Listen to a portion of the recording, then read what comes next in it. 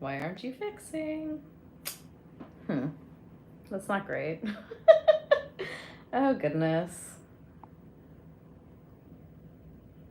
Technical difficulties, always fun.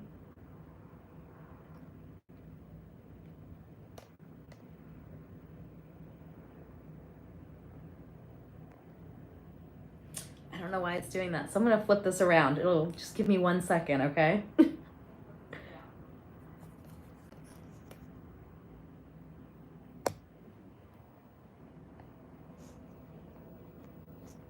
There's our kitchen. Okay, great, great, great.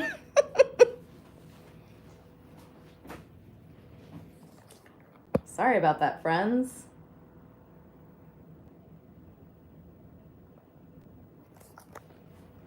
How's that? That's looking good. We gotta get the mic ready. Fun going live. Hi, Kathy, the best mother-in-law in the world. All right. That looks good to me. Let's get started. Yeah, that looks good.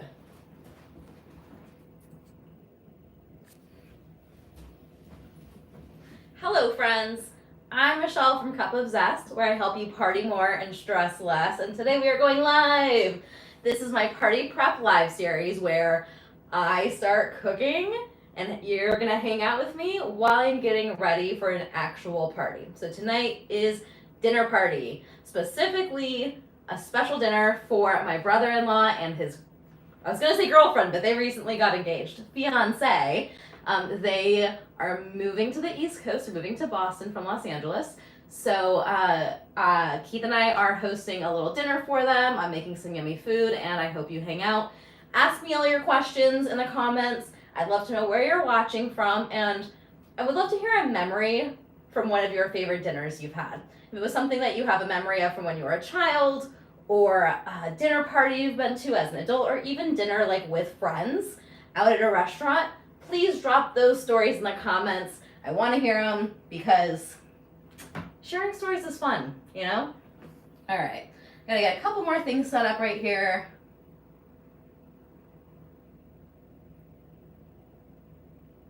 Doing this as a one woman show with a little help from Mr. Weiner. Mr. Keith Weiner is super fun. All right, there we go. I can see your comments, and we're gonna get going. So, got my little prep list. Tonight we are going to have a little ricotta and pesto appetizer. Some what else are we doing? We're doing a shrimp pasta. The recipe is from my friend Lori at Josie and Nina. And I'm going to be doing a big salad, like a nice fresh big spring salad. Some garlic bread, also from Josie and Nina. You can tell like I really like Lori's recipes, they're delicious. And I need to go grab the recipe. Let's see. Ooh, it's on my computer. It sure is. This is a recipe from my small batch party food ebook. If you don't have a copy of it yet, I will put the link in the comments below later, or the description of the video, so you can get it anytime. And it's a free little ebook. There's like 15 recipes in there, and it's fantastic for a party of like 2 to 4, or honestly, if you want that ebook just to make some party foods for a party of 1, no judgment here. I love to eat party foods all the time. All right, let's get this ebook up. Here we go. Panna Cotta, which is on page 15.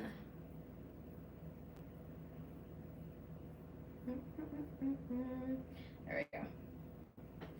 All right.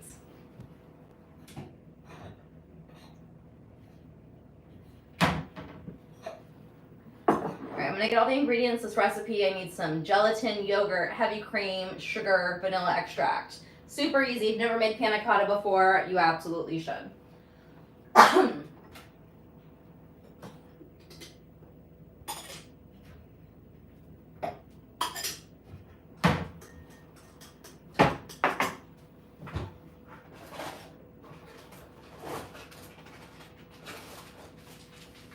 Some gelatin, sugar, what else did I say? Yogurt, heavy cream, vanilla extract.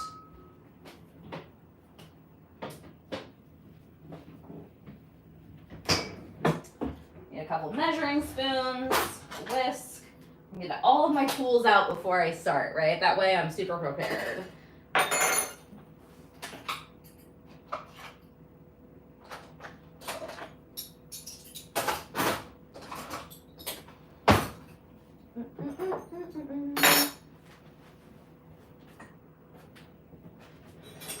Sometimes I jump down here because a lot of my cooking tools are in here and my spices are all down here. So, I'm not being a total weirdo, just a little bit of one.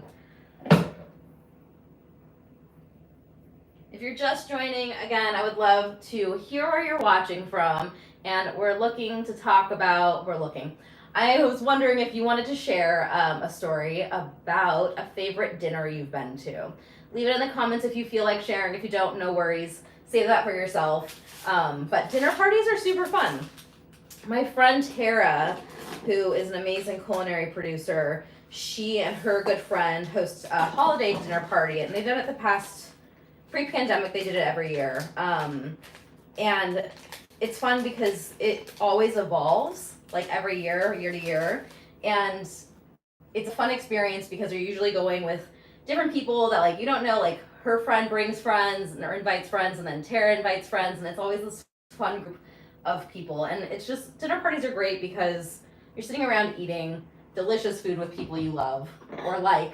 You don't have to love them, you could just like them.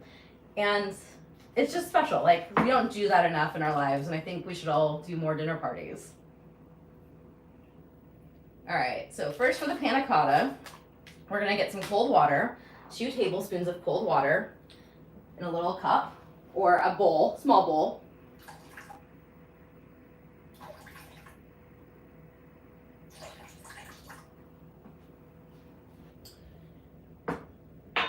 And we need a teaspoon of gelatin. So this is a lot of gelatin in this one pack. So I'm gonna measure out 1 teaspoon and hold the rest of it for like another use, probably for the next time I make panna cotta, to be honest. It's been my jam lately.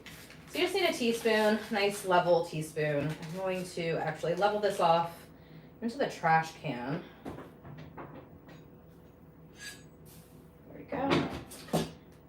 And if you've never used gelatin before, it's super important to evenly sprinkle it on top of your water. If you just dump it in, what will happen is it will become like one big mess, and you just want to do like a nice little sprinkle. You want all of those gelatin particles to absorb the water, and if they are piled on top of each other, it does not make it easy for them to do that.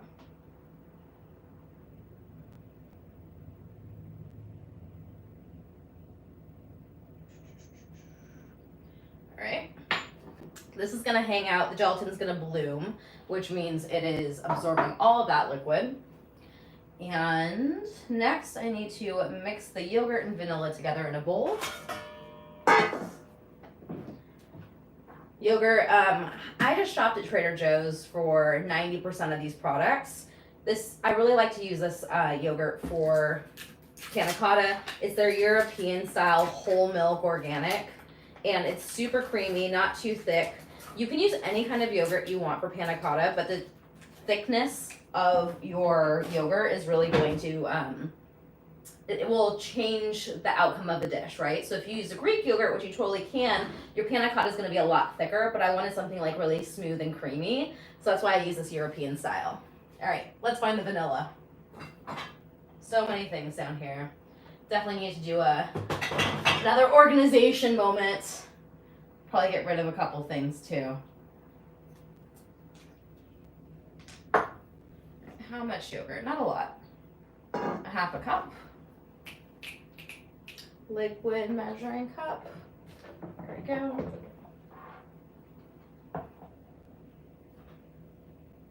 I mean, look at this yogurt. Just like pours right into here. So gorgeous.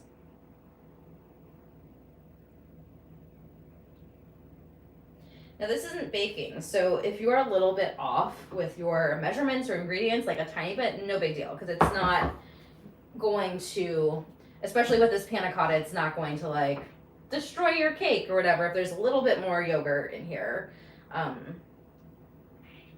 Because baking is like exact, and this does not need to be super duper perfect.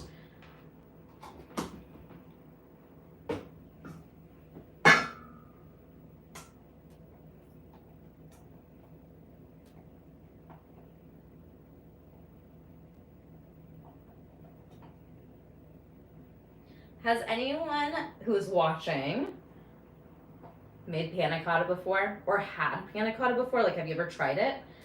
If you have, tell me when and where. Like, the first time I had it was at this restaurant that's no longer around, called Faith and Flour in downtown LA. And it was this very like bougie panna cotta, and I just loved it. And I was like, oh, I need to make this again.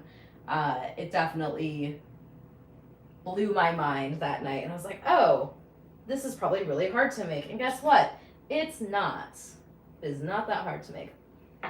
Just need a couple ingredients and a little patience, because, you know, a lot of things that are good take time.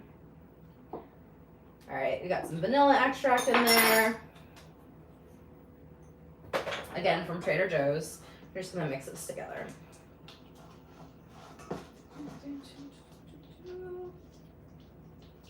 Gorgeous. Now it's important, even though this is such a small bowl, or sorry, this is not a small bowl. This is a large bowl. This is a small amount of yogurt, right? It's important to use a larger bowl because what we're gonna do is whisk in heavy cream, and you need like enough space to do that in. All right, so this is gonna hang out here. Oh, Kathy, you just had to look up what panna cotta is. It is delicious. I can tell you that. It's a yogurt-based custard that isn't technically a custard because it doesn't have egg yolks, and it is just so freaking delicious. All right, small pot, heavy cream, just a half a cup. I'm gonna get this a little rinse. I can still talk to you from over here. Oh my gosh, hello, this is my sink.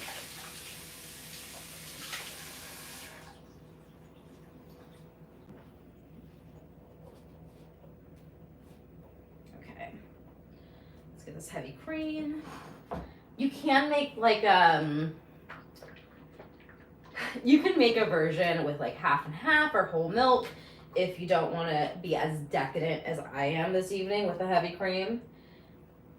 Just know that it won't be as rich and decadent. And if you're making dessert from scratch, I don't know, especially for special occasions, you should just go for it. Ooh, okay, great. I'm really glad I'm reading my recipe as I go. This is my recipe. I have made this many, many times. I need a cup of yogurt. I only did a half a cup, so that is a mistake I made. And I need a half a cup of heavy cream, which is accurate. So I'm gonna put the heavy cream in here, and then I'm gonna re-measure out another half a cup of yogurt and put it in the bowl. See, even professionals make mistakes. That's why it's important to always read your recipe. Little sugar, 3 tablespoons of sugar.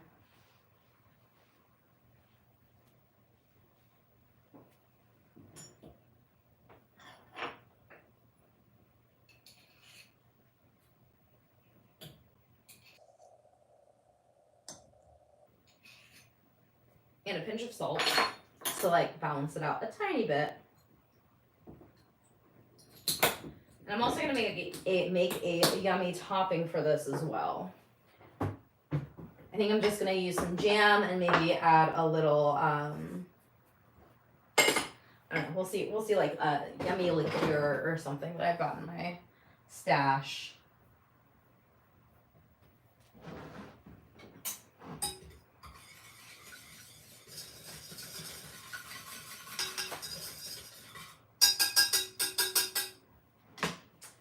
This goes on low heat and just until it starts to simmer.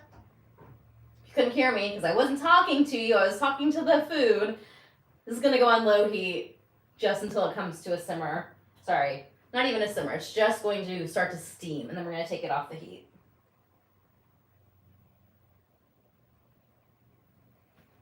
but I do need more yogurt.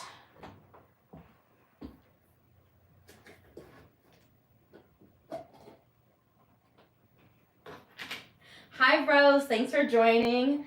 Rose says, I always read the recipe once and then assume I'm going to remember it. That is funny. Yeah, I've done that before too. I'm like, oh, I know how to do this. I've made this a million times. Everything's going to be great. And then there's always like that little step or ingredient that you just don't quite remember. And then you're like, oopsie doopsie, this did not turn out right. Oh my God. This is going to be so delicious.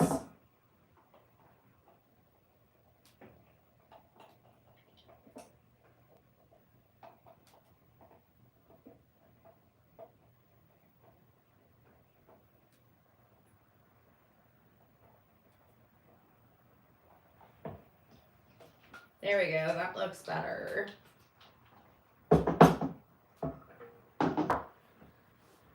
All right. Next. Next being seen.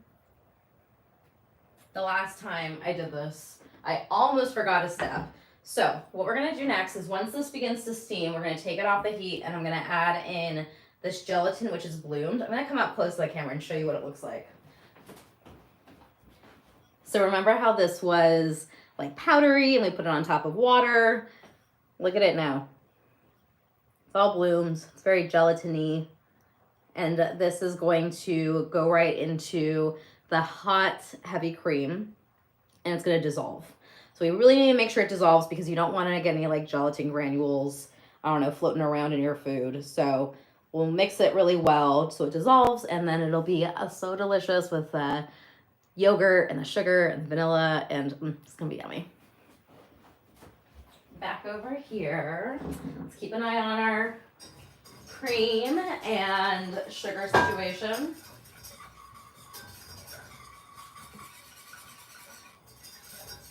Now, I've never done it before, but if you are a vegetarian, you could try to do this with like agar for a different option, because you know gelatin's not necessarily vegetarian. Not necessarily. It's definitely not vegetarian. So I've never tried it, but I'm sure that there are vegetarian-friendly versions of panna cotta on the internet. As for you vegan friends out there, a friend told me that she made panna cotta with coconut milk, and it turned out really well. And I'm sure that there are recipes out there too for you vegan friends.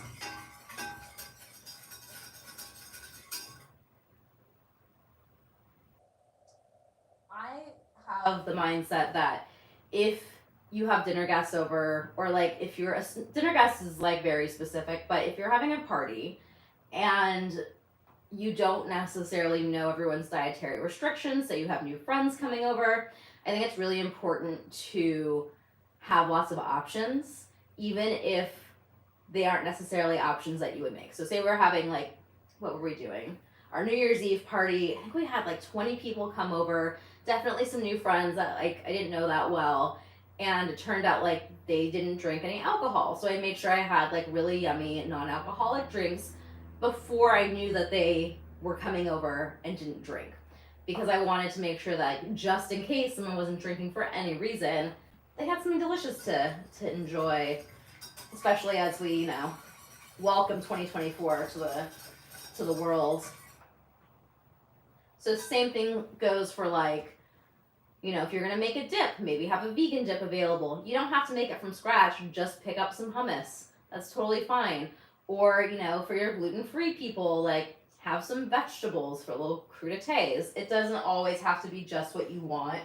You should be like making something delicious for the people in your life that, you know, are in your home.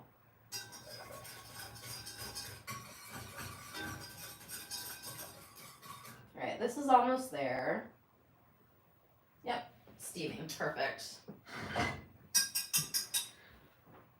All right, so now it says my recipe that I wrote a couple years ago. We are going to add the gelatin and stir until it dissolves.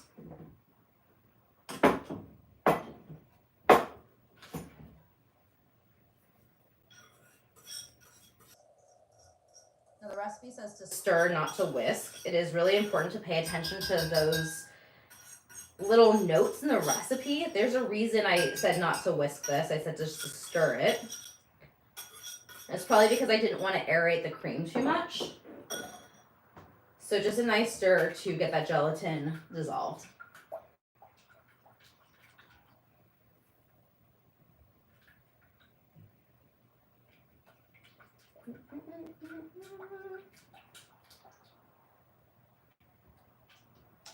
All right, that looks great.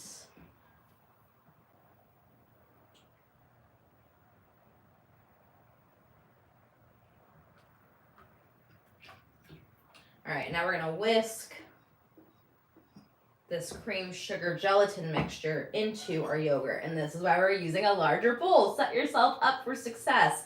Read the recipe before you start making it. It will really help you, I promise.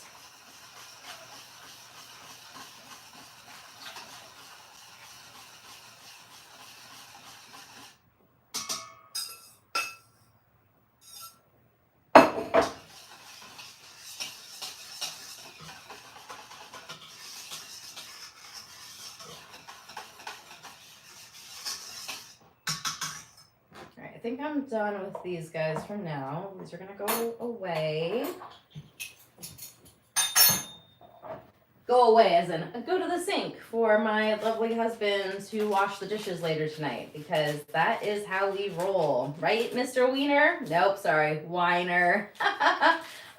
So when Keith and I got engaged and I did decide to take his last name, he warned me that I was going to often be called Wiener instead of Weiner, and I chose to take the last name and become a Wiener.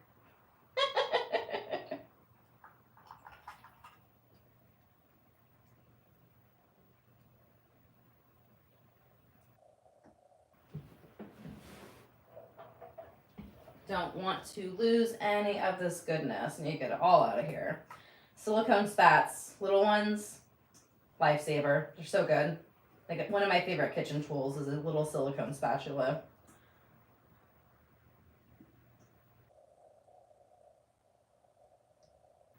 A little stir. Just do a little taste test too. Oopsie doopsie. I'm a messy cook. I think y'all know that. Alright, that's delicious. I got my little ramekins. These are actually just little cups I have. And a quarter sheet pan. This is going to be great so I don't have to like move them all individually. And I also poured the panna cotta base into a liquid measuring cup so I could easily transfer it into these little cups.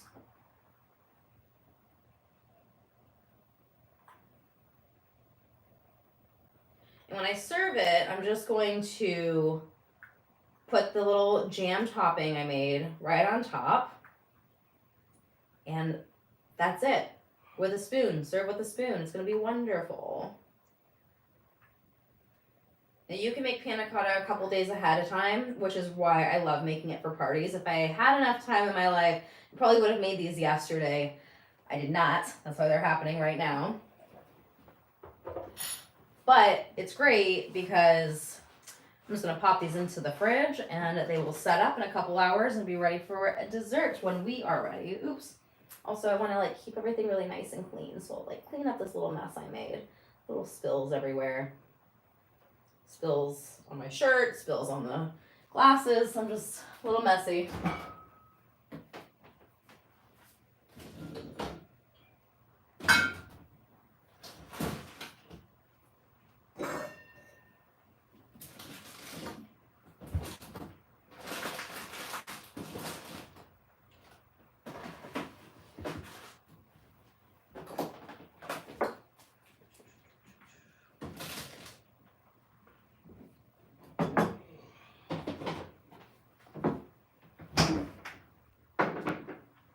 All right.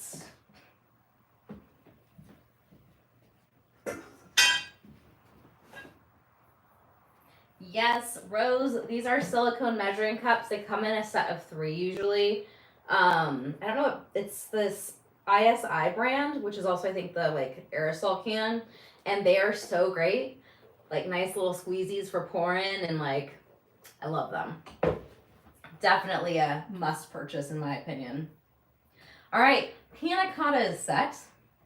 Next on my little list, salad prep. All right, we're doing a pretty basic salad. Should also make a salad dressing. It is also 5 p.m. Got 2 hours before they get here. I think we're gonna be so good. We'll probably end this live before they get here, which is totally great because that means I'll be ready for the party.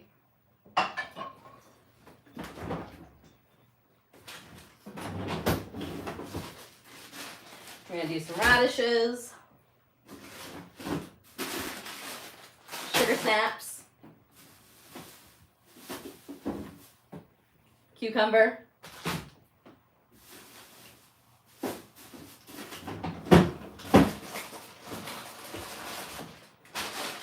little gems, which they now have at Trader Joe's, which I'm very happy about. And anything else? Probably need some water. I'm just gonna grab my bottle. I needed that for sure. All right. Wasn't there another vegetable? No, this was it. These are all the veggies I had.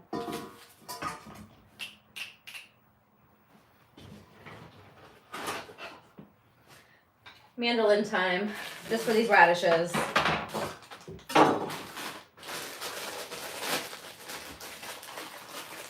I like to thinly slice the radishes and then put them in ice water. We're actually going to put our lettuce, sugar snaps, cucumber, and radishes all in an ice bath. It'll crisp them up for the party, for our dinner party, and just add like, you know, more freshness. I don't know if you've ever had like any produce in a salad where like everything just gets soggy. That's because it's been sitting in its dressing for a long time, but you can, and that will probably happen, especially, you know, if you use a lot of dressing. But if you ice bath your produce, I don't want to yell at you. If you ice bath your if you ice bath your produce before you build your salad or put your salad components together, you're gonna keep those veggies from wilting really fast. So they should have this like some really nice crunch to them.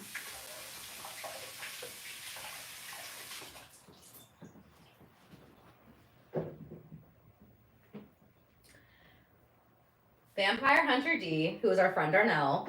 Hello. Yes, so happy to have you here. Who's moving? Henry and Nikki are moving. Yeah, they are moving to the East Coast next week. It's bittersweet, but we're so excited for their new adventure together as fiancés. It's so fun to say.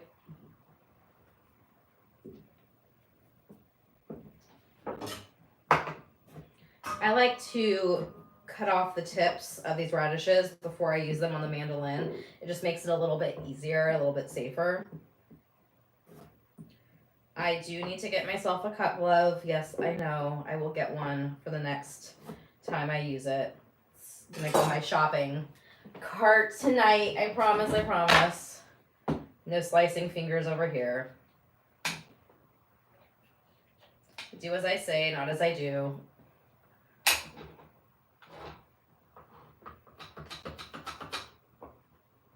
That's a nice little thin slice. Perfection.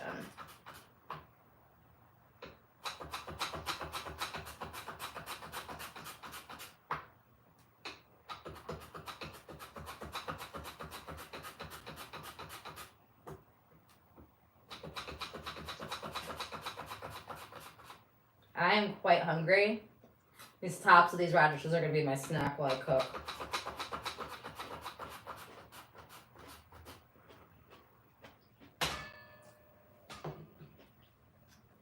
Gotta make it into my mouth sometime, you know? Alright.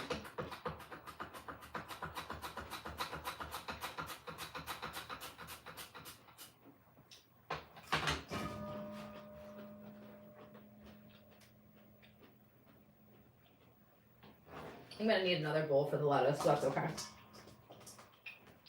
Oh my god, these colors are so pretty. They're gonna be gorgeous in the salad.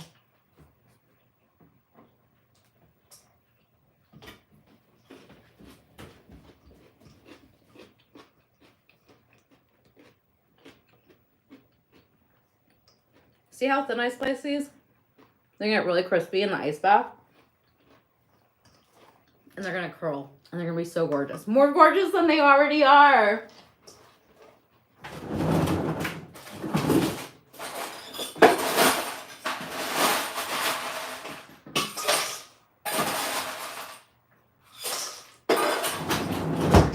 Just a couple spoonfuls of ice.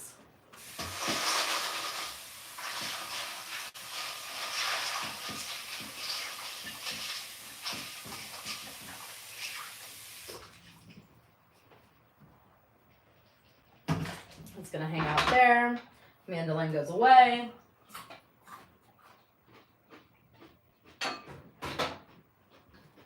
Not in the sink because I washed that one.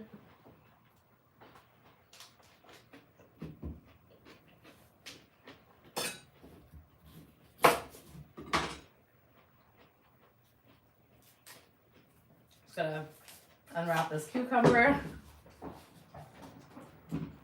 Can't help myself, friends.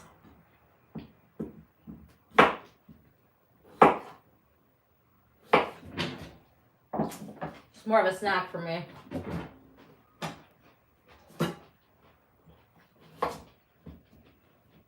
When making a salad, it's important to think about how you slice everything and chop everything, because it's going to, however you decide to do it, it's going to change the experience of whoever's eating it.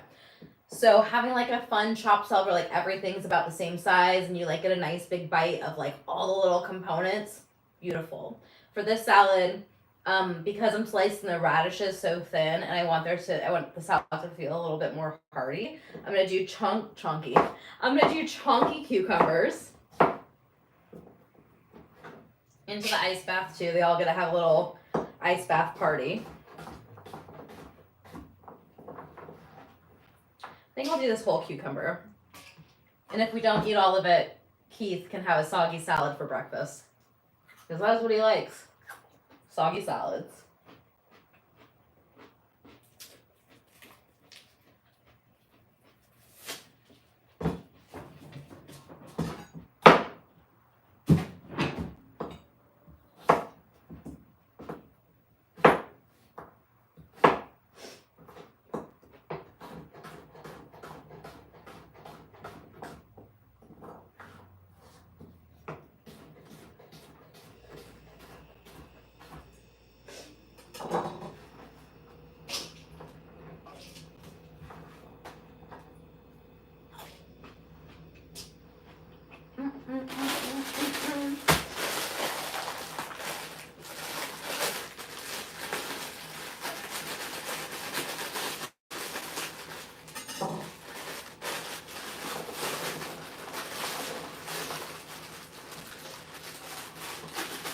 That looks good.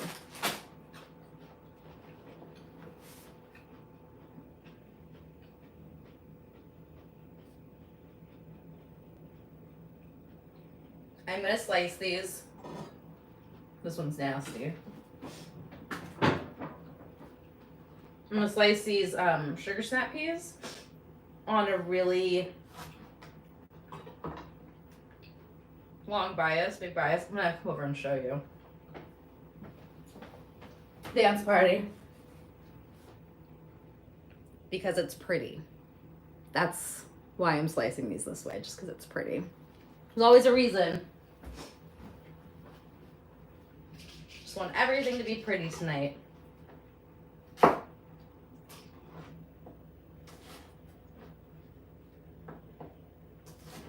Pretty salads for pretty people.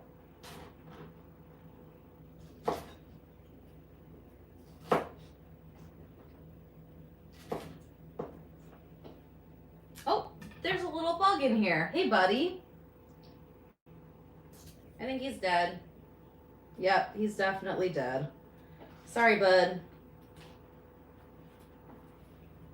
Let's go ahead and give all this a little rinse since that just happened.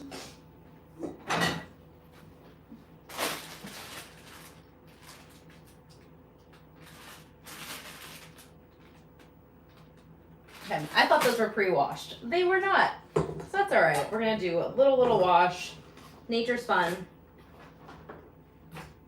Too bad he wasn't alive.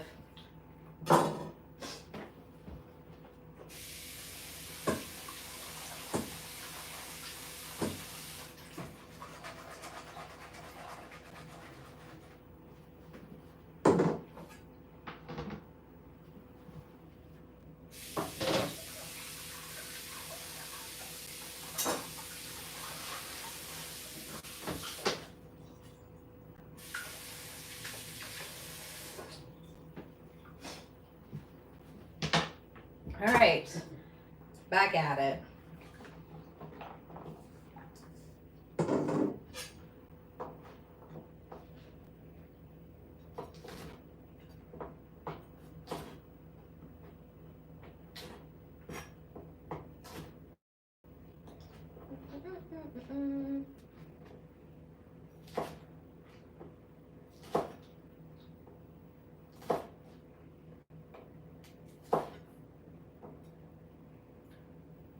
So for the future, if you're going to do a dinner party, or just have, you don't even need to call it a dinner party. I like calling everything a party because it just sounds fun, and I feel like it brings a little joy to everything, a little extra joy.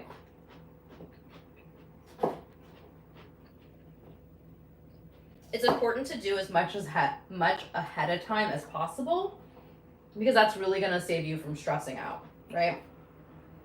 Remember, like, nothing has to be perfect. Like, if you don't want to chop your snap peas for your salad, just throw them in whole, because what's most important is spending time with the people you love, with your people, right? And if you're inviting someone over to your home and they're your kind of people, it shouldn't matter if, like, everything in your salad's cut perfectly. What really matters is the quality time you spend together.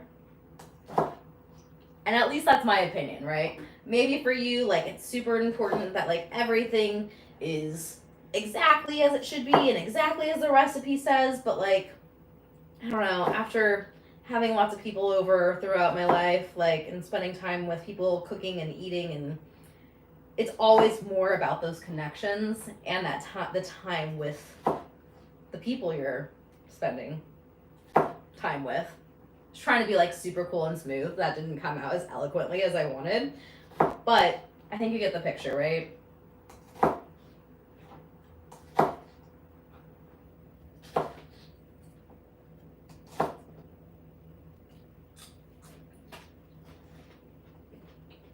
Thanks for the high fives, Rose. Appreciate it.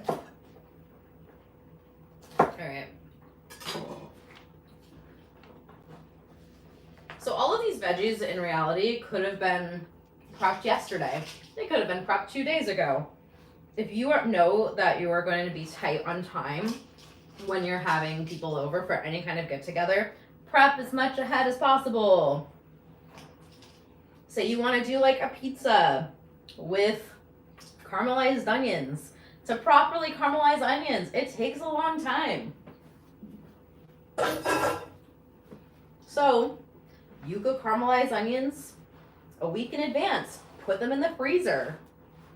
Once they're caramelized, make a big batch of caramelized onions and then put them into, like, little silicone ice cube trays, and you can always have caramelized onions ready to go. There are ways to, like, add deliciousness that's time consuming to all of your meals if you prep, and if that's what a priority for you is. Sometimes it's all about just getting food on the table right for dinner.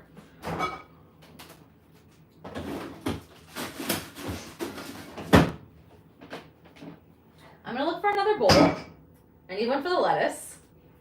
This big bowl of veggies is just gonna hang out over here.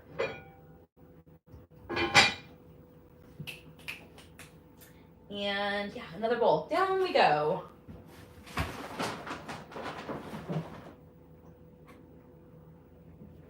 It'll be loud for a second. There are lots of things down here that might cling.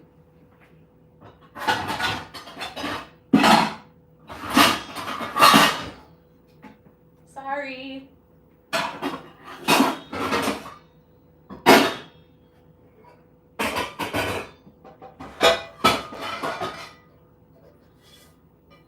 We're gonna use a big pot.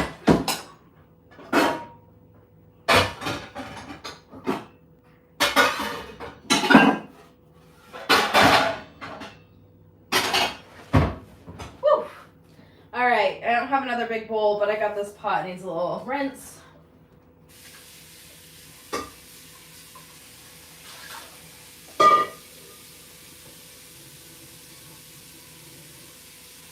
I'm sure Keith is watching this right now and is like, huh, how many pieces of cooking tools is she gonna use?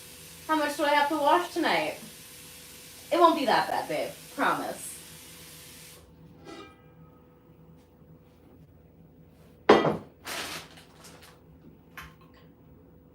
Hey, Lenny. Welcome to the party. Thanks for joining.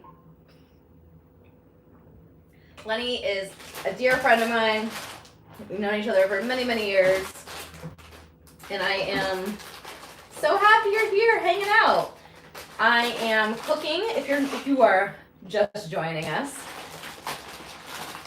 I'm cooking dinner for myself, Keith, and my brother-in-law and his fiancé because they are moving to Boston next week. So I just wanted to make a nice little special dinner for them, and I am going to do a nice big salad, which I'm in process of making right now, just getting ready to get rid of any of these nasty leaves. And already made panna cotta. You can watch the replay and see how I made that earlier. I'm also going to be making a shrimp pasta, garlic bread, a little appetizer. It's going to be wonderful. All right, so these do need a little rinse.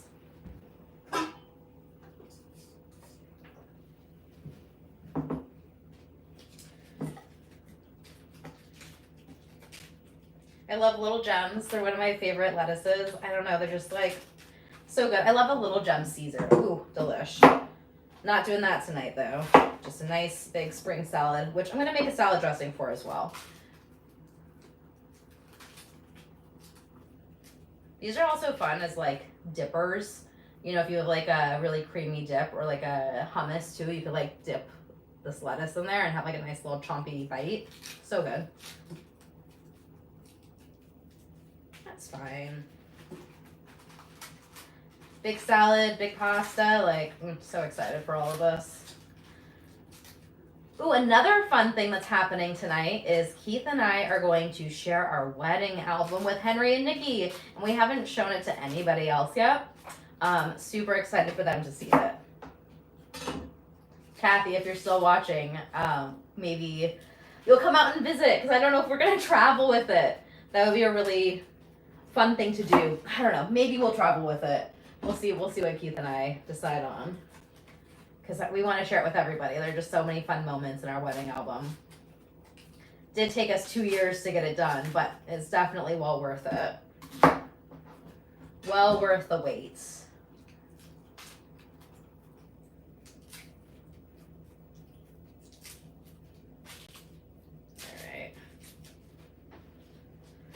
All right, it's bath time, lettuce.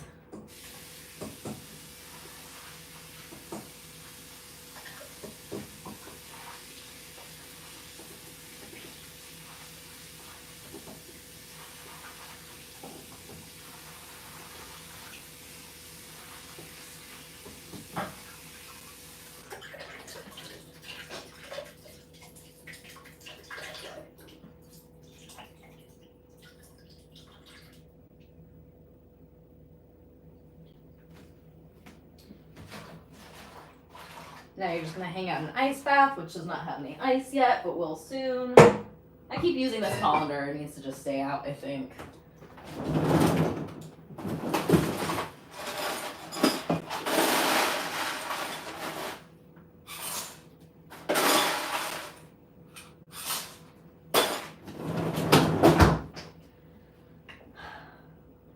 Yes, Kathy, come visit, come visit. All right.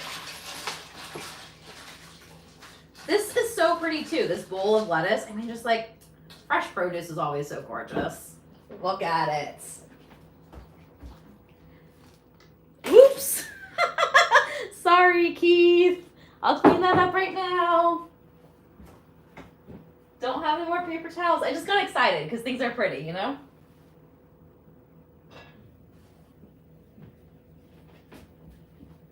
Just put some towels down for a second. There we go. That's good. I am a professional, but I am also a professional klutz.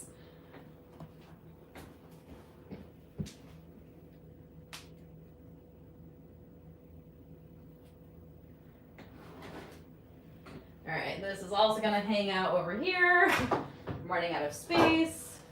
But that is life living in an apartment. One day, if we rent a house one day, or maybe can buy a house, I don't know, this crazy world we live in. But it would be nice to have like a much bigger kitchen one day. Fingers crossed it can happen. All right. Veggies are prepped for the salad. I think it's time to make a little dressing.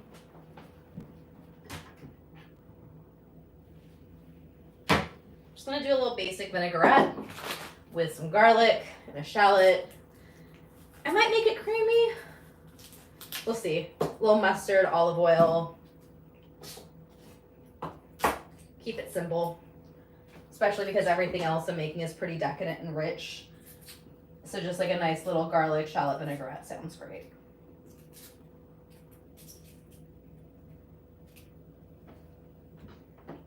Now while you're watching, you can ask me any cooking question, any hosting question. I would love to give you some tips on hosting your own get-together, or even just hosting a little party for two, because date nights are always fun, or nights with your friends are always fun. You know, just the two of you watching a movie, like that can be a party. So if you have any cooking questions about anything, like even if it isn't anything I'm cooking right now, I would love to help you out. Just go ahead and ask in the comments. I got you. I don't know if any of you used to watch like old school Food Network. There was this woman, I think her name was Sarah something. Sarah Moulton, maybe? And I grew up watching a lot of her shows on Food Network, her and Emerald. And especially with Sarah, I think she did a call-in show where people would call in and like ask her cooking questions while ask her questions while she was cooking. And it's how I learned how to cook. Like I learned how to cook a lot from watching Food Network. So I kind of wanted to help recreate that a little bit in this world. So if you have questions, I am here to help you, my friends.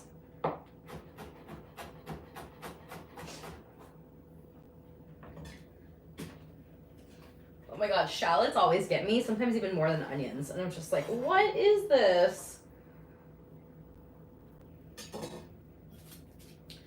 So I know raw shallots and raw garlic seem like they could be super harsh in a vinaigrette or in like anything, to be honest. And one way to help with that harshness is to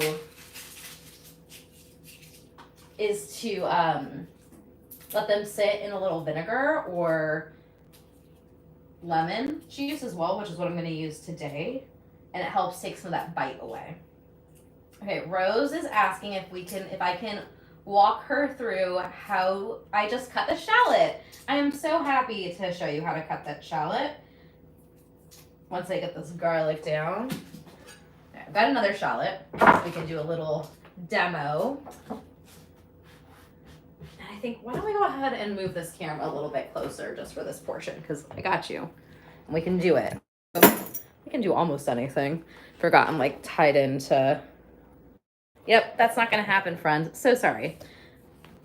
We can get a little bit closer and a little bit down.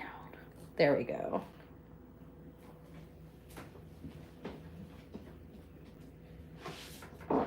I really want you to be able to see this. First thing though, when you're cutting things in general, you should have your cutting board all the way to the edge of your table so you can give yourself some space. If you're here and you have to cut like this is very awkward. So first thing with our little cutting demo is to pull your board all the way to the edge of the surface that you're using, your counter or table, whatever. And then we're gonna cut off the tip. You're gonna keep the root portion intact. You see that? So you keep the root intact, and then pull off all the outer skin. Sometimes, like the first layer of a shallot or an onion's a little funky. So I will sometimes just take off that top layer. If you are super well organized, you can put this into a bag of produce ends, like, you know, like if you have like a carrot top or whatever, pop it into the freezer and you can use it to make stock, which is a lot of fun. I actually have one going, so I'm gonna go ahead and put these things in there. Your shallot or your onion, and we're gonna go ahead and cut it crossways first. Okay. Keep your fingertips nice and tight and close together so you don't accidentally cut one of them. So you've got all these little layers now, right? You see that? And then you're going to cut it this way. So we created like little layers that we're cutting through. So turn the shallot so that the stem and the root end is facing away from me. I'm gonna use the tip of the knife to just slice through. My knives actually need to be sharpened, so that's why these are not doing as well as they should be. So now you've got all these little pieces and you just slice straight down, keeping everything nice and tight, meaning trying to hold all those edges together. If my knife was sharper, I wouldn't have these little edges here, but we did it. So you can go ahead and, you know, just chop. Chop, chop, chop. Now, I've been cooking professionally for 15 years now. I've been cooking professionally. So I cook and chop things every day.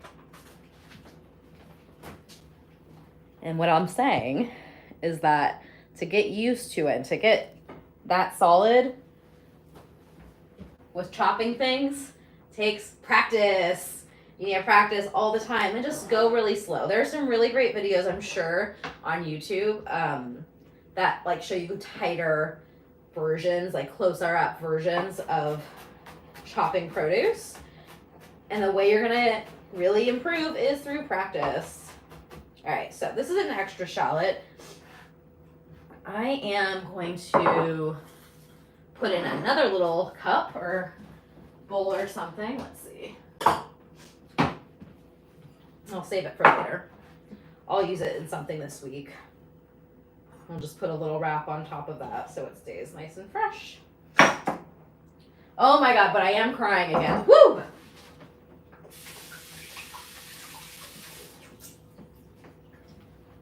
All right, garlic time. I'm gonna do one clip of garlic. I'm gonna give it a little smash. When you smash your garlic, you can see, use this portion of your knife and have your knife off of the edge of the table. There we go. Just a little chop, chop, chop.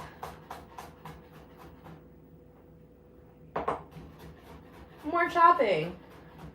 Chopping all the things.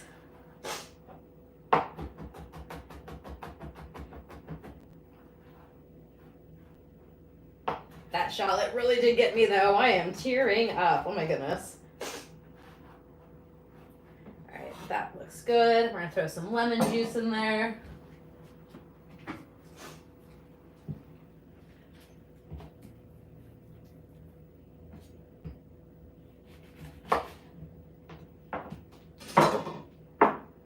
No seeds, please.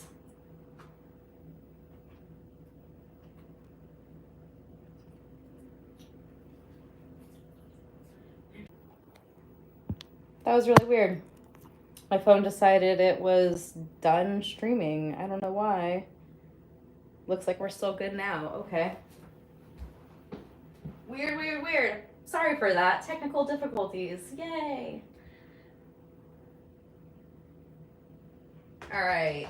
That's going to hang out for a minute. I've got garlic bread, appetizer prep, and pasta. And we're about an hour and a half until Henry and Nikki get here. So what I think I'm gonna do is work on the garlic bread now. Garlic bread prep. Let's pull up the recipe.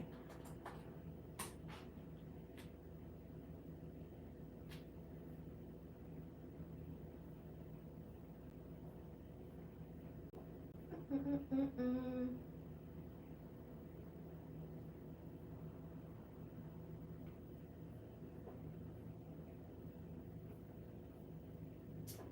right, how much bread is this for? All right, I think this is 450. It's gonna get toasty in here. And Whole Foods was out of their ciabatta, which I really do like, so I got these rolls from Rock Wagner. Oh my goodness. And I'm just gonna make all of this into garlic bread because leftover garlic bread is delicious. I really like in the recipe that Lori has, my friend Lori of josieandnina.com, it looks like the bread is torn, so I'm not going to do like a perfect cut. I want all these like crispy textures in here. I mean, like, yes, this is going to be so good. We need a sheet pan though. And some parchment. Go.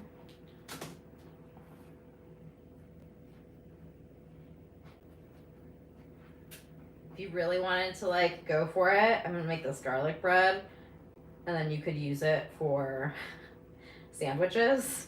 You could have garlic bread sandwiches. Oh my god, that would be so insane.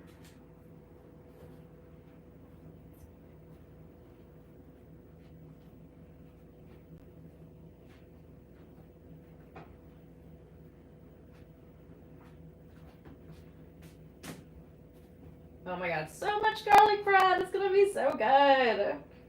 I've made this recipe before. That's why I know it's gonna be so good. Lori's one of my food blogger friends, and yeah, her recipes for Italian food are solid. So let's do it. And nothing is perfect on the sheet pan. Look at it. It's all jagged. It's all cut up. This one's got a big hole in it. Totally fine.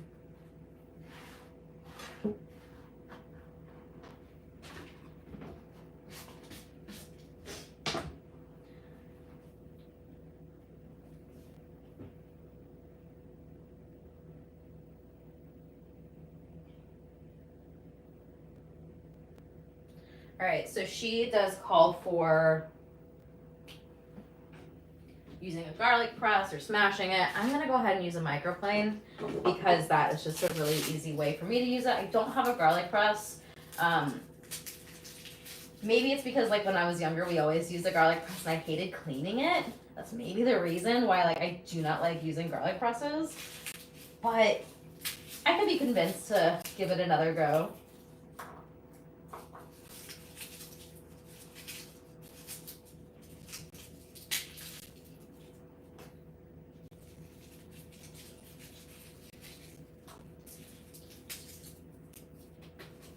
I think I'm using more bread than she calls for technically in her recipe. So I'm gonna go ahead and up this recipe of the butter garlic paste that we're making.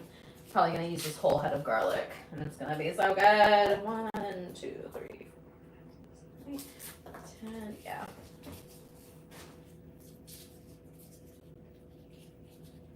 Wonderful. Oh, my phone's doing it again. No, please don't sleep. Don't fall asleep. I don't know why it's doing that. Weird. That's really weird.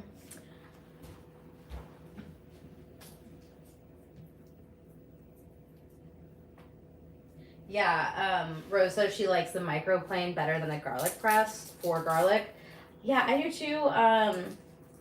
It does technically like cut the garlic differently than you would if you used a press, which like extracts the oils and the fragrance and stuff, so the aroma. But it's such a good tool in a pinch, and I don't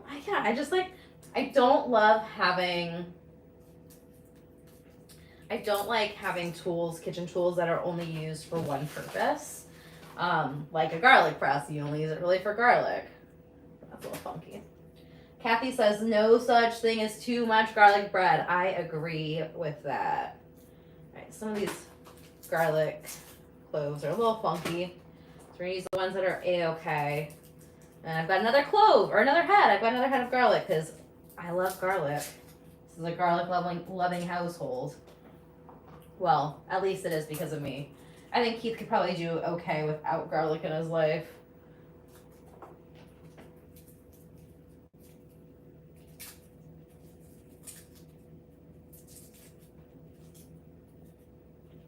All right, how am I doing on time? Yep, it's 5:30-ish. Hour and a half. I feel good. I feel good about my timing tonight. Not stressed yet. And that's the whole goal, to party more and stress less.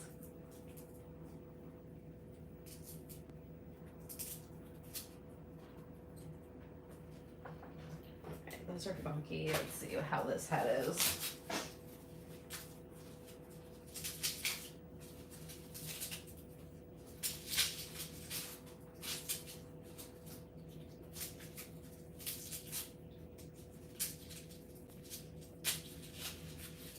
This looks like a much better head of garlic.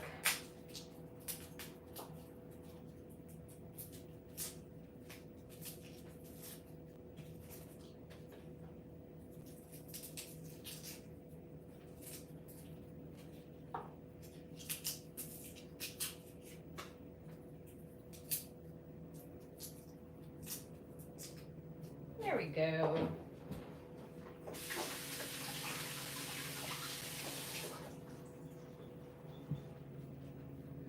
And another little bowl.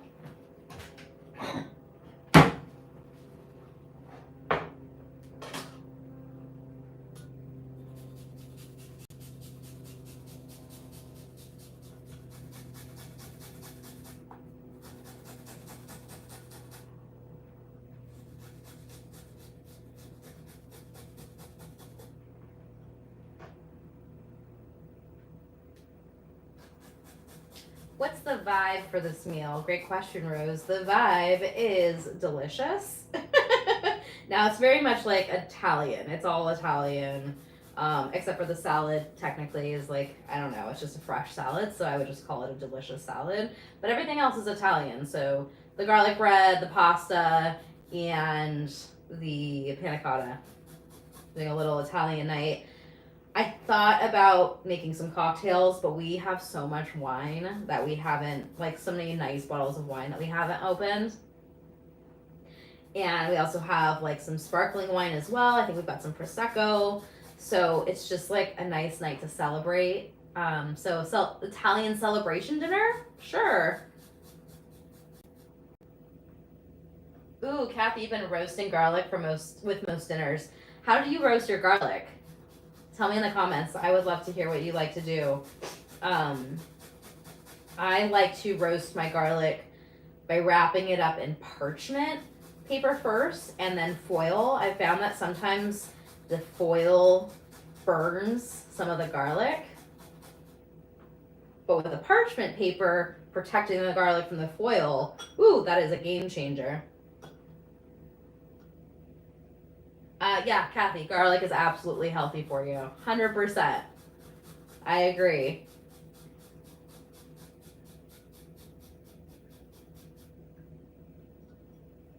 Got all these little nubbins too I'm gonna smash up. Oh my god, so much garlic. My phone needs to stop this. What is happening? It's like it wants to go into sleep mode. I'll figure it out for next time. Right now we're just gonna deal with it.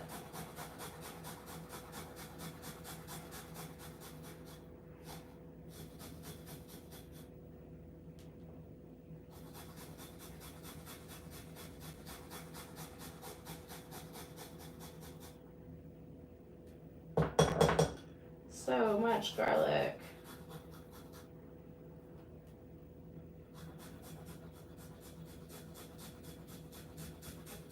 You guys remember to drink water too. Oh my gosh, I'm so thirsty.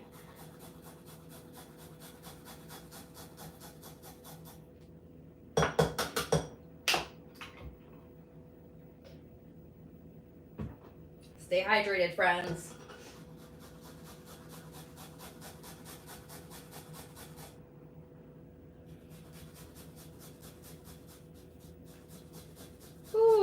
This is a little time consuming here.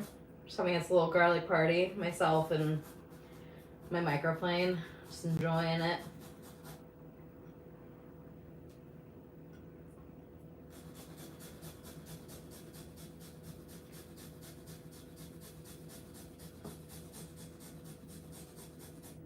Okay, one more. And then we'll be garlicked out for the garlic bread.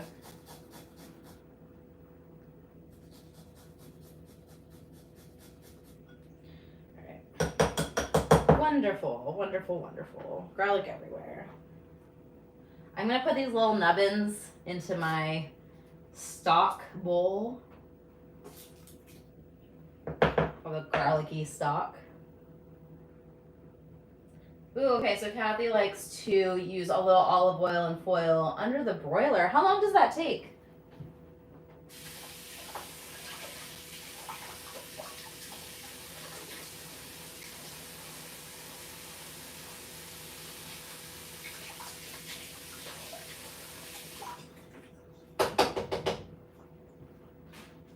Alright, I needed to clean this because I'm going to be using it for Parmesan later. And let's see, garlic is smushed. Oh, we need some butter. This is why I got to read the recipe before. I got to listen to myself, right? So, blah, blah, blah, softened butter and the minced garlic. So, I need a half a cup of butter. Great, butter, butter.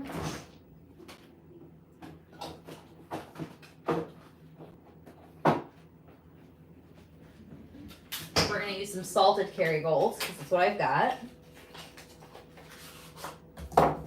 And I do need to soften this, so it's going to go into a coffee mug into the microwave. And I'm not going to double it, but I'm going to add a little bit more, a couple extra tablespoons of butter.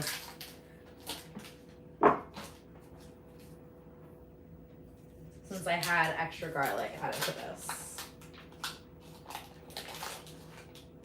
Boop. And probably do,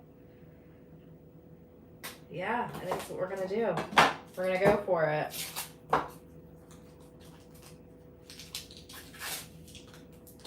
I should have pulled this butter out an hour ago, but I did not. And that's a-okay. Boop.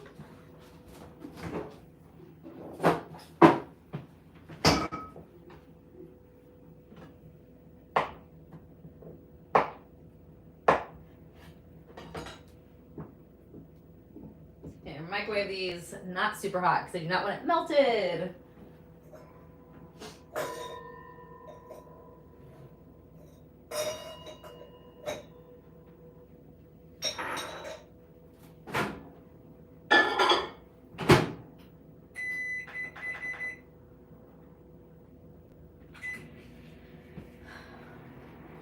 I'm going to read through the rest of the recipe. We need the parm and oregano. I may not need salt because I'm using salted butter. That's something to remember when cooking. Is make sure you use the right kind of butter the recipe calls for. This recipe just calls for butter. Since I'm using salted, I may add less salt than what it calls for. Alright, here's my oregano. Boop, boop, boop, boop.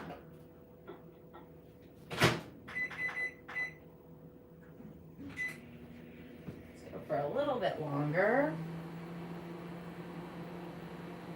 All right, 10 minutes in the foil, and then you like to brown it a little bit for your garlic. That sounds delicious. Delish.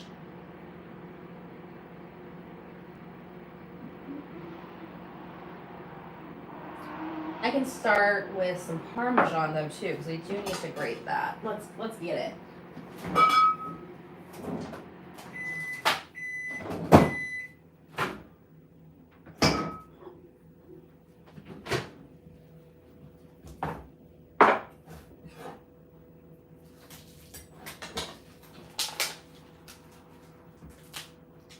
And if it's in your budget, which I know sometimes it's not, The recipe calls for Parmesan. Try to get a block of Parmesan and not the pre-grated stuff. It's just better. And the pre-grated stuff usually has like an anti-caking agent added to it, so it's not necessarily going to melt the way it needs to. Not like Parmesan really melts, but if it has a caking agent, anti-caking agent, it just like doesn't quite work right unless the recipe calls for it. Pre-grated stuff. But all choices you gotta make, depending on your budget and like what you're cooking for. If you have the time to grate cheese, if you don't have the time to grate cheese, or to be honest, if it's like hard for you, if you don't have enough spoons to grate cheese one evening, go for the pre-grated stuff. Go get the Kraft. Like, use whatever you can and want to use. Like, no one should be judging you if you're not using the best quality this or the best quality that. There are definitely times and places when you want to splurge, and that's what I'm doing tonight. So I did go for like a nice block of Parmesan.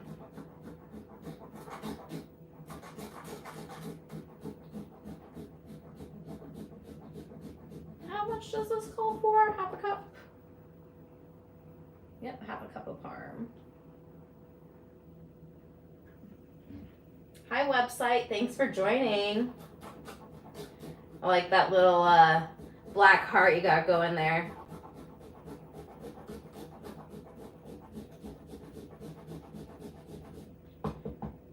That looks like a half a cup. But we're going to go by the recipe-ish. I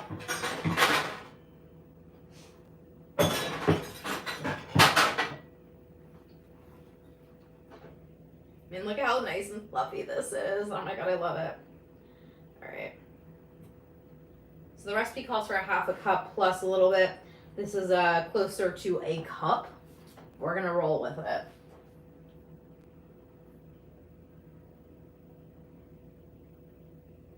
Butter and garlic together. Wonderful, wonderful. Make a little paste.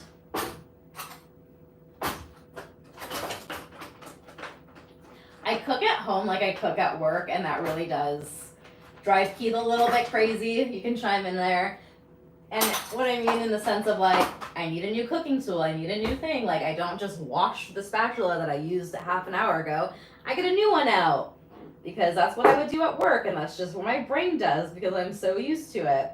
If you don't know, like, I've cooked professionally for the past 15 years on food photo shoots. So I'm not cooking for anybody to eat the food usually. I'm cooking for the camera.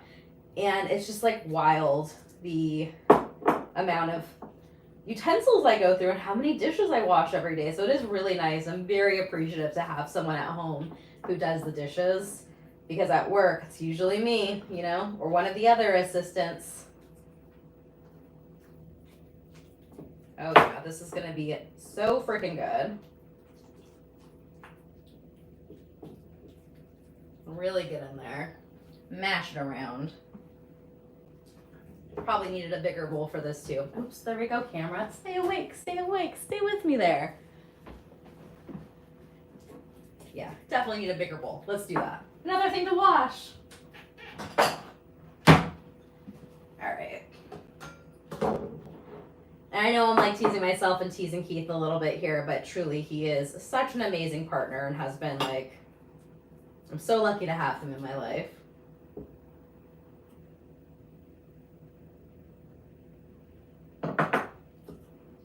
There we go, that's much better.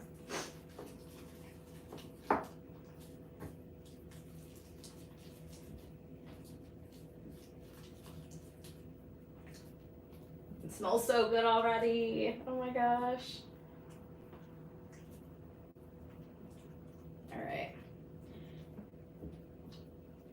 Wonderful. Next step.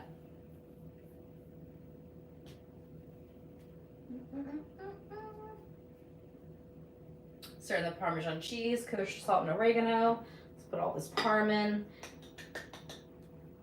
How much oregano goes in? Half a teaspoon. Do any of you keep the little plastic tops on your spices? I get rid of them. Like, immediately. I hate using these. I wish that allspice companies would just get rid of this, save a little plastic. Like, I'm just throwing this away. It's like so dumb. I hate using them because I am just going to dip my spoon that actually fits.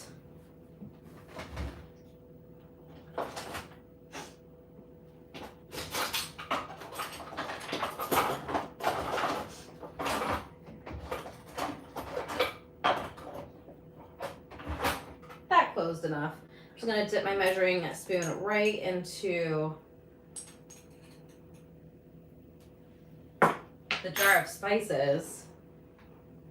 And I don't need the little shaker thing. Like, I think it's so silly.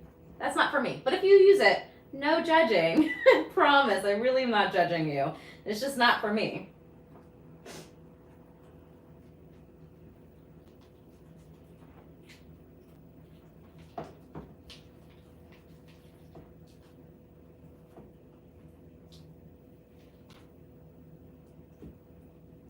So I have like a glob of butter in here that I need to mash up a little bit better. There we go.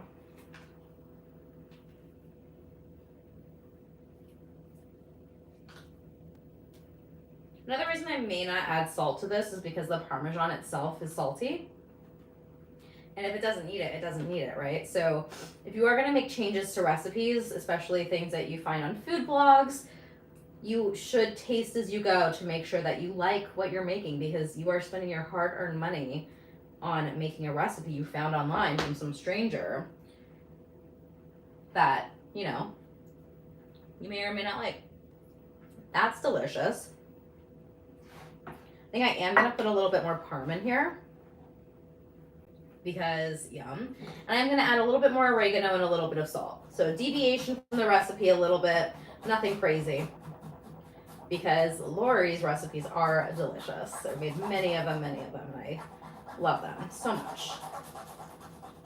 All right, a little more parm. I'm just gonna eyeball a little bit more oregano. It's like another half a teaspoon.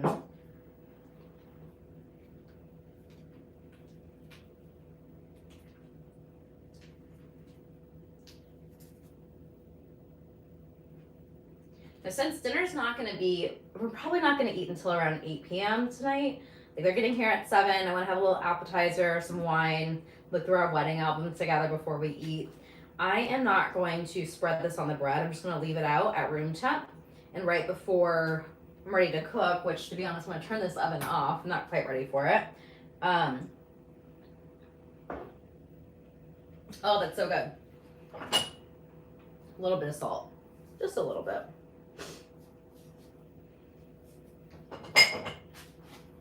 And just like a little bit more oregano. There we go. I'm just gonna leave it to the side, and it's gonna hold like that until we're ready to eat.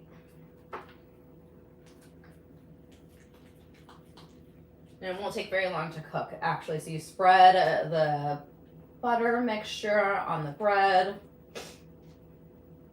Put a little extra Parmesan on. Sorry, friends. I really don't know what the deal is. We'll figure it out. So the garlic butter mixture is just gonna hang out on the sheet pan with the bread. I'm gonna set it aside and it'll be ready to go whenever I'm ready to cook it. Because it only takes 15 minutes. We're not gonna eat yet. No one wants garlic bread that's been like hanging out being sad all day, right? We want fresh, crusty, like warm, steamy garlic bread. Hi, friend. Thanks for joining. AKH 2036. If you want to drop your name so I know who you are, I would love to hear who joined us. If not, it's cool. Thanks for being here. I'm gonna have a little cheese snack. So good. Nikki's mom! Oh my god! Thanks so much for joining. You get to talk to Nikki now about this dinner that she's gonna have, and hopefully she loves it. I can't wait to meet you one day. I can't believe we haven't met each other yet, but it'll happen soon. All right, cheese is gonna go over here with the bread. Just like hang out and be happy. Happy little bread pieces.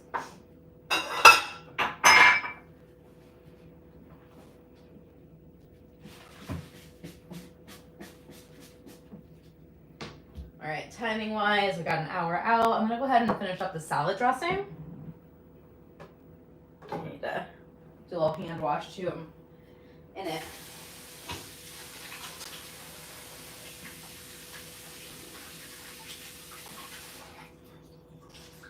Checking on my veggies. They look nice and crisp. Everyone's happy in here, enjoying their little ice bath.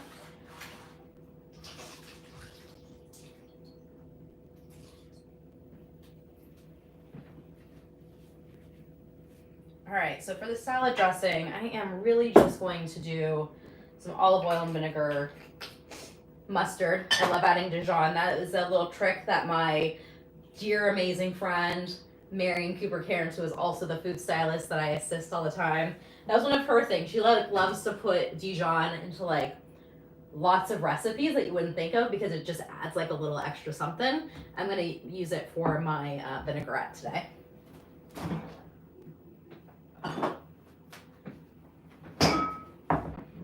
If I can open it, there we go.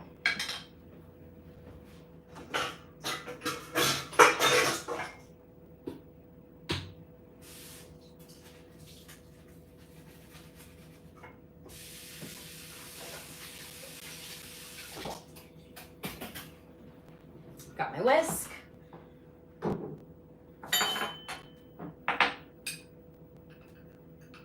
There's some mustard in there with the lemon juice. Let's do a little salt.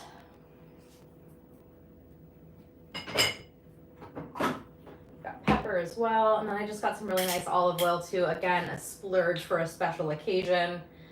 This is Cobram Estate. I believe that's how you say it. Cobram. And this is a 100% Californian olive oil. It is so green, so gorgeous. Oh my god, this salad dressing is going to be a delish.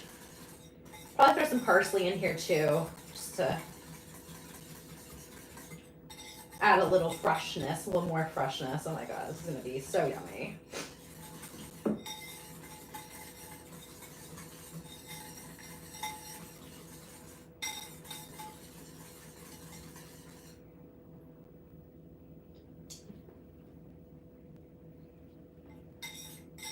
That's really nice.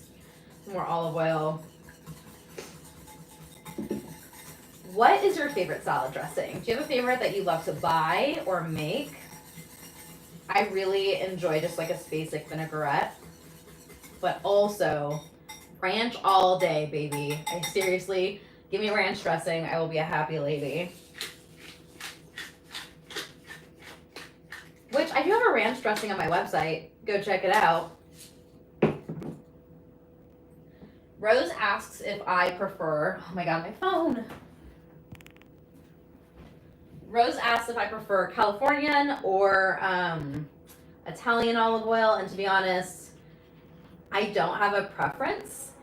I will always buy Californian olive oil though, or California like anything, because I'm born and raised California. California. California. I think it is figuring out the flavor that you really like, and it for me, like, it doesn't necessarily matter. I just go for all the California stuff because I was born here and I love living here.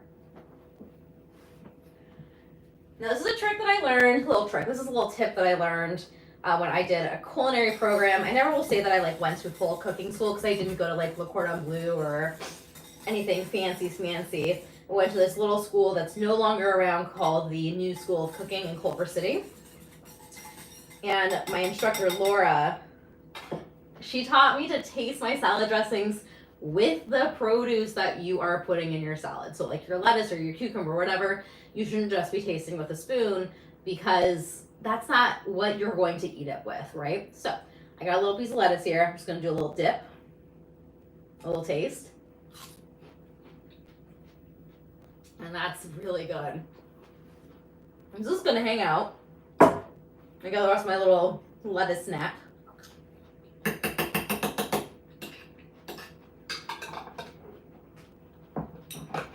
And I think it's time to, where am I at? Got an hour.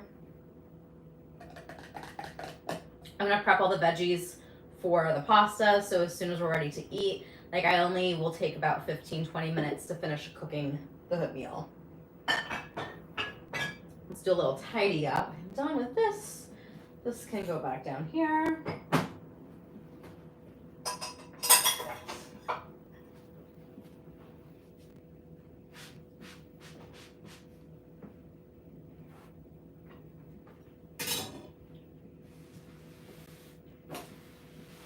I've never been a clean cook. I have always been a mess.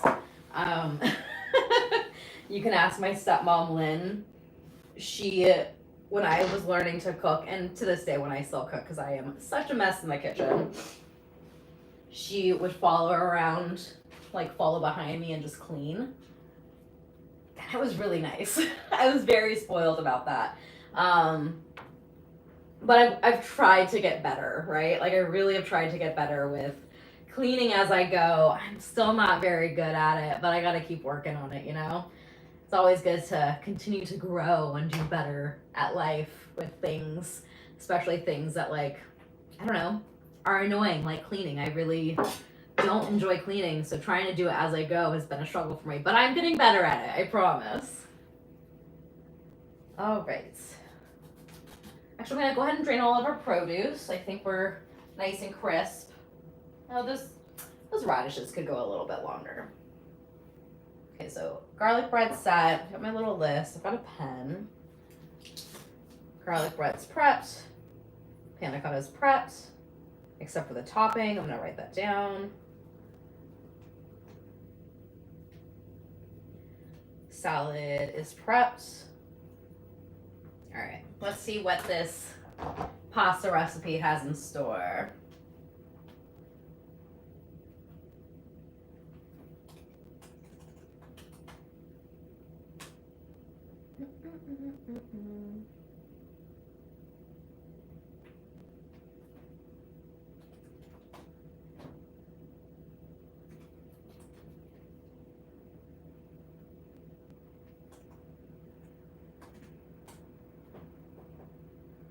Easy lemon garlic pasta with zesty breadcrumbs. Hell yeah. Thanks for the great recipe.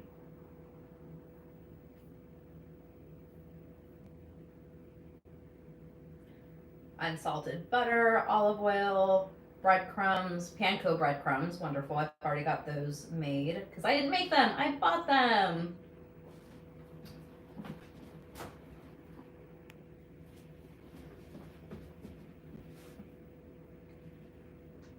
Bucatini, my favorite pasta. Got it. Olive oil, onion, garlic, more garlic. Love the garlic theme tonight. White wine, chicken broth, lemon juice, butter, pasta water, spinach, and then I'm going to add shrimp. So what I'm going to start with is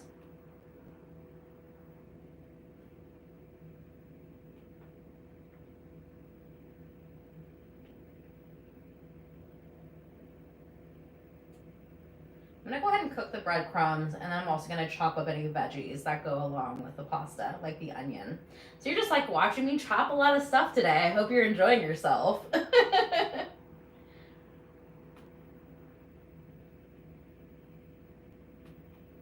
All right. Half an onion chopped. Let's do it. So just like with the shallot we did earlier,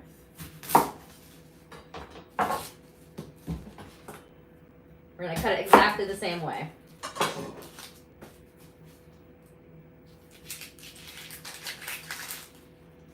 It only calls for a half an onion. Do I just want to make more of this pasta to have leftovers? Probably. Do I need to double the recipe? Do I have a pound of bucatini? All great questions.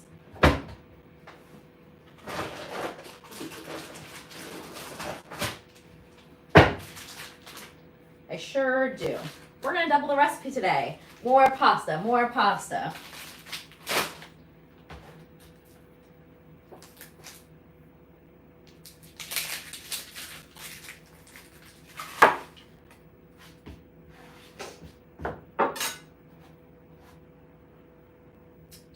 these little roots. Come on, little guys, get out of here.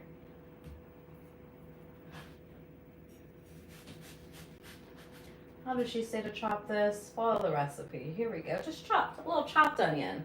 Doesn't need to be finely chopped, just chopped.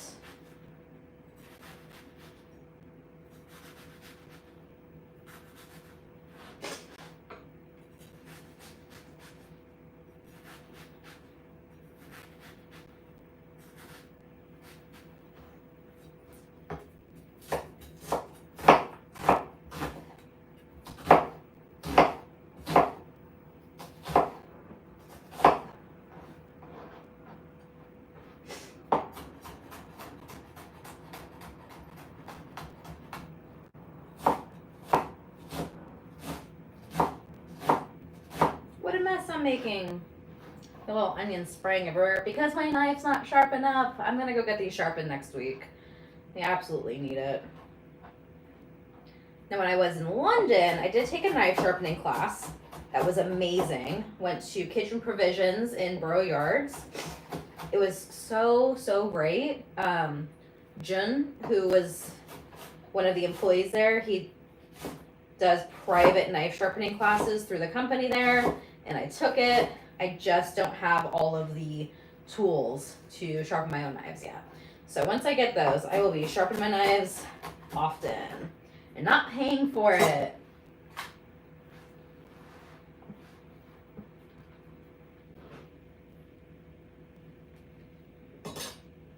Kathy is wondering where she can find this pasta recipe. I will drop the link into the description of the video once we're done. Probably tomorrow, to be honest. But if you want to look it up right now, go to Josie and Nina. Josie is, let me just spell it out for you. Josie and Nina, NINA.com. And then just look for her lemon garlic pasta.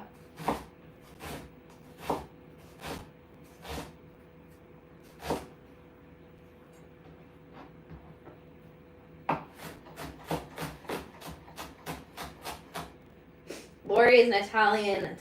Lori is a very talented cook, and she does have an Italian background. Her grandmothers are, oh, hello, don't go away. You're just gonna keep getting my face popping in and out over here. The blog is named after her grandmothers. Sometimes it's funny, like, I know at first I was like, wait, your name's Lori, but your website's called Josie and Nina. And then you read the backstory and it's really beautiful. Definitely go to her about page and like read up about her. She's got such amazing recipes and is super talented, and I'm so happy to call her a friend. Oh, these onions are getting me too. It's not just the shallots. Everything's making me cry. We'll probably have some tears of joy later tonight too, I'm sure. Especially after a glass or two of wine. All right, onion, chopped. Butter, parm. I should have scraped some more parm. Let's see.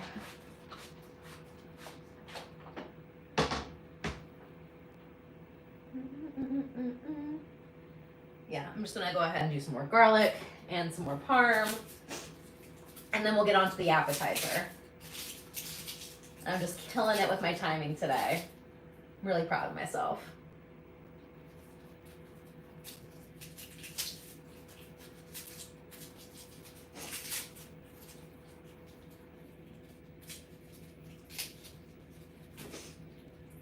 Do you ever have that moment where you're like, oops, I forgot something? Just happened to me. I was going to get some fresh basil for my appetizer, but I totally forgot, and that's okay. It doesn't matter. My dish is not ruined. Dinner is not ruined because I forgot fresh basil. In the past, when I was younger and learning how to cook, I would have like a whole like meltdown if I couldn't find the exact ingredient that a recipe called for, especially when I was learning. And I just remember like, oh my God, I couldn't find something, and crying about it. Oh, so many teenage emotions there. But now, especially after you're cooking for so long, it's like it doesn't really matter, right? Like, we're gonna spend some quality time together with some of our favorite people tonight, and no one's gonna care that there's not any fresh basil. And if anyone does say something, it'll be a joke, knowing these lovely people that are coming over. My brother-in-law and his fiance, my future sister. Oh my god, how cute, how fun. I'm so excited to have her in my life like that.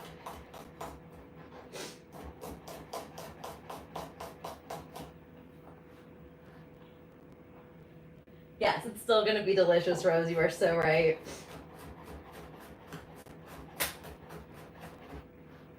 It'd be so fun to have you all over one day. We can have like a big party prep live event, you know, where like I cook for you and then we have a party and it's all of you who love watching this video and like are supporting me, and like it would be so fun. That is actually one of my dreams one day, is to do like an Emeril Lagasse style. Maybe I'll throw some BAMs into the kitchen, but where like I cook and you're watching and we're all hanging out together and then we party. Like, I think that would be a super, super fun project to do one day. All right, lots of garlic and everything. All the garlic all day, every day. Hopefully we can just sit this here in the corner. Yeah, sign you up, Rose, for sure. Love to have you over. That would be so fun. All right, so I'm just gonna do some more garlic. What did I say? I'm gonna do some more parm because I need a lot of parm for everything. And you know, because I've got garlic, this is like all garlic world, and anything that this touches or my hands touch is gonna be garlicky. I'm okay with that because the Parmesan that we're using, I'm gonna be grating right here, goes with the garlic stuff anyway. But if I was moving on to something else, say like the appetizer I'm making, and I don't want garlic flavor in that, which I don't, I would use a different board, or I'll flip my board over, because garlic doesn't have to be in everything, just a lot of things.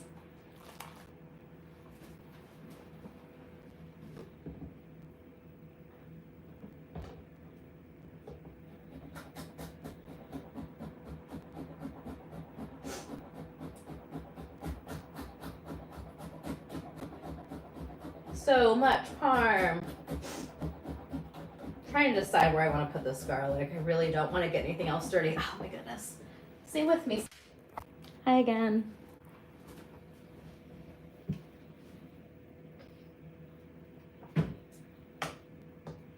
With all this back and forth and trying to keep my phone from dying, I feel like it's a little bit of an unhinged video today, but it's just part of it. Part of the experience.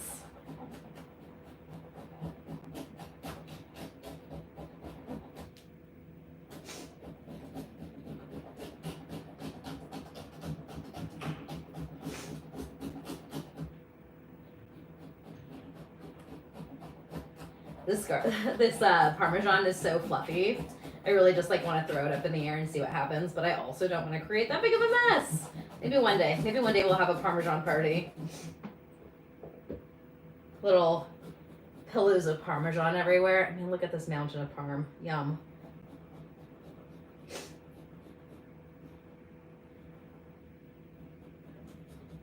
All right, this is going into another bowl for sure.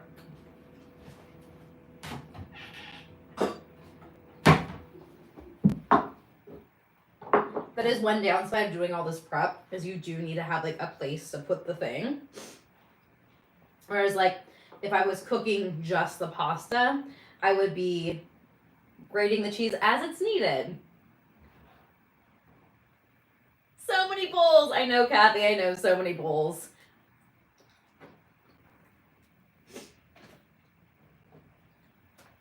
All right, parm party. Next to the onion party, next to the dressing party.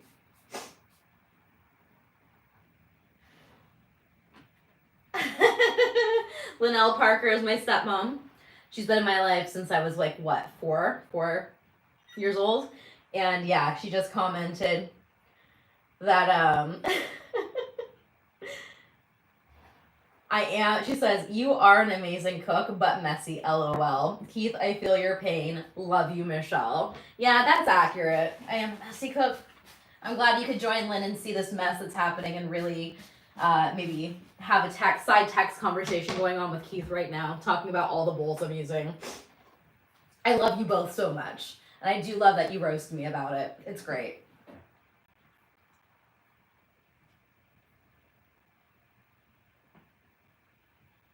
All right, appetizer time.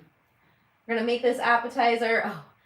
We're gonna make this appetizer and then we'll call it a day. And I'll probably have a little glass of wine before Henry and Nikki get here, just as a little decompression moment.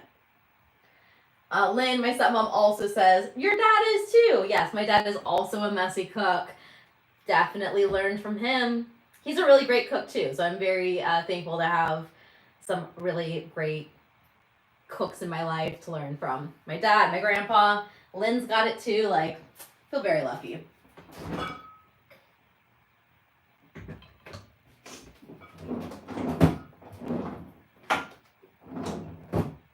Ricotta.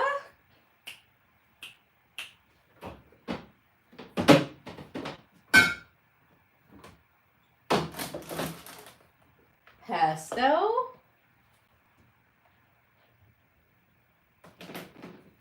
And little tomatoes. That's all we need for this.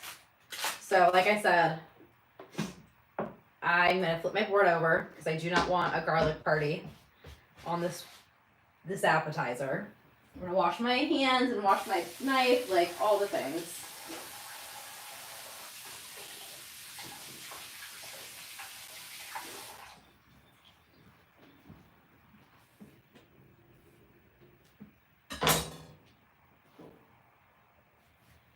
All right.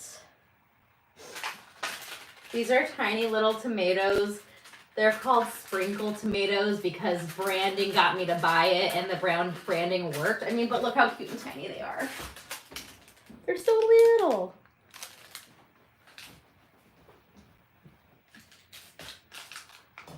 So I'm just gonna cut these little guys in half, which let's use a paring knife. There we go.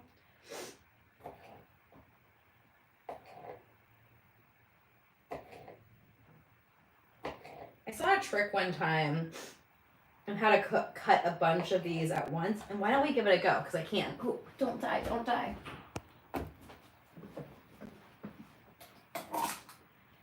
Let's see if this works. So the video, they took all the cherry tomatoes, which these are really small, and they put a lid over them and sliced right across, which, to be honest, I don't think this knife is sharp enough. So we're going to use another knife. Different knife for different things.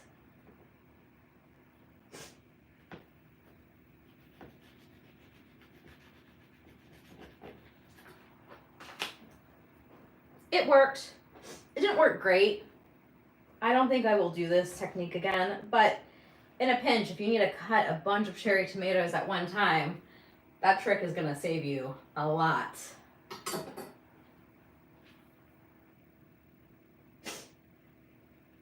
Oh, you said my bolognese is amazing. Yeah, my brother Steven and I made it for, was it Christmas Eve dinner?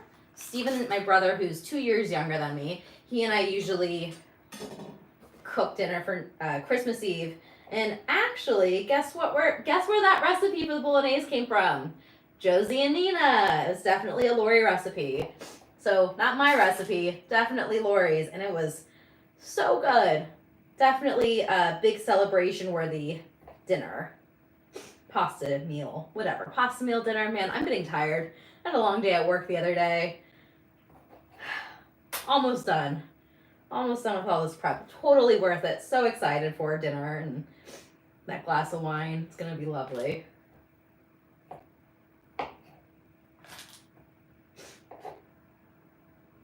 Alright, nice and juicy tomatoes. I'm just gonna give them a little salt to help bring out some of the juices and the flavor. One thing that people don't do at home, but chefs do in restaurants, is they salt every component of a dish. Salt the tomatoes that are going on the ricotta, salt the ricotta if it needs it, salt the store-bought pesto if it needs it. You need to taste all your components and see how you can enhance them to make them their best possible version. I'm not going to use another bowl for this ricotta appetizer because I'm just going to mix it right in here. I can use this measuring spoon. That is so light and creamy and delicious. I am going to put a little salt and black pepper in it.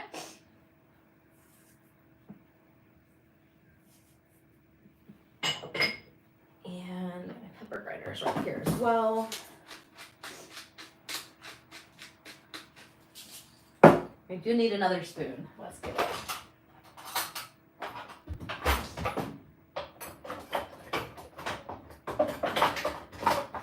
I have so many cooking tools and only one drawer in this kitchen.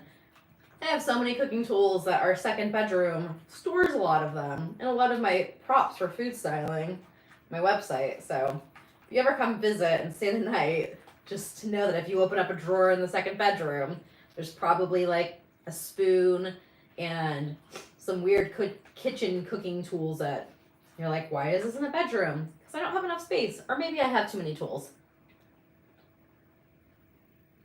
That's really yummy.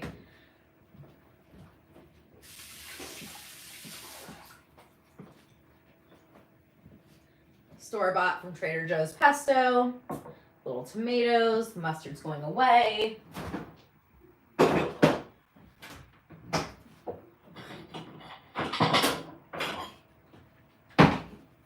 I'm going to just plate this appetizer right on this gorgeous plate that I have. This was a Christmas present for my cousin, I think. I love this company, East Fork. They make a beautiful ceramic dinnerware, plates, platters, mugs, all the things. And I really like their stuff. So, you know, I like to use the pretty stuff when we can. This is one of my favorite ways to make an appetizer. I will get a ricotta or a Greek yogurt or a labna, and spread it on the plate. Don't go away, don't go away.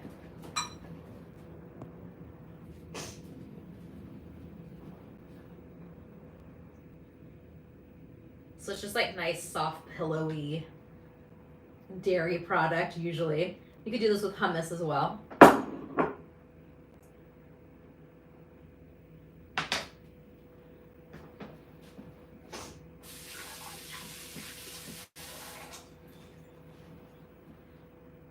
And the store-bought pesto, which I tried, it's delicious. I'm not going to add anything to it.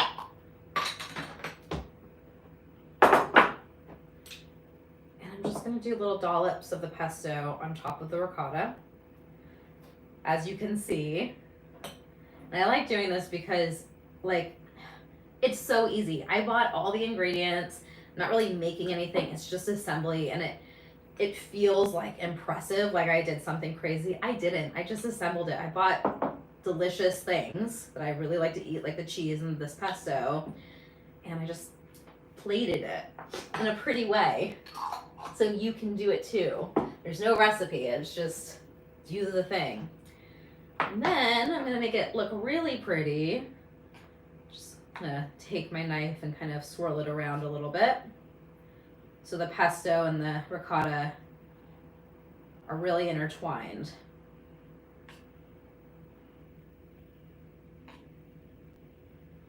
Gorgeous. The salted tomatoes go right on top. I'm gonna pop this into the fridge. And my appetizer's ready. I think that took like, what, less than 10 minutes?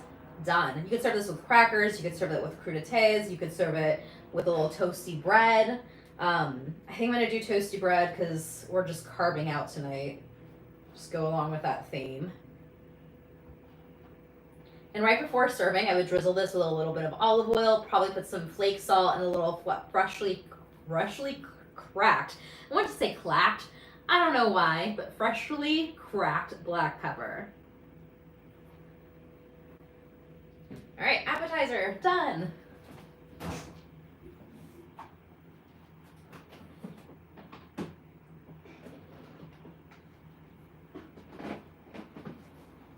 That is it for today's live.